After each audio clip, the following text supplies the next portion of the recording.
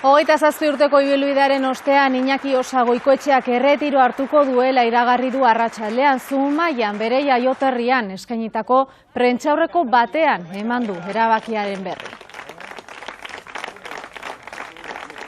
Nire honenak eman ditutela, pentsatu dute aurtengo denboraldiko azken txapelketa jokatzea eta jaurren urtetik aurrera erretiru hartzea, ez? Gorengo mailan jokatzen ari dela Iñaki Osa Goikoetxeak erretiro hartuko du. Lujo badat niretzat, neuko aukeratzea noiz amaitu eta ikusita guaindikan maila hon baten ezela ematen, azkenian hori da niretzat garaipenik handiena. Italian, Mexikon, Estatu Batuetan eta Euskal Herrian aritua zenbaezinak dira Goikoetxearen garaipenak. Buruz-buruko 13 txapelketa irabazitakoa binaka munduko 8 txapela ditu, eta 5 aldiz lortu du 3ko koroa Miamin. Historiko honenetarikoa bera izen da, edo honen azpadan izen. Nik usten dut izan delako 6. puntako erregea. 6. imagina izen da, bere izen da iruditxe jende askorentzako 6. Iñakigaz lotut egon da. Fuera de serie bat izen dela.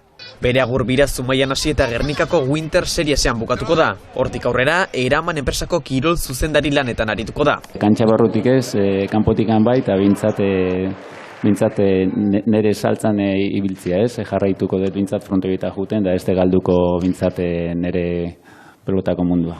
27 urteko ibilbidearen ondoren eta bere momenturik onenean, badoa historiako handienen artean dagoen 6. puntako erregea.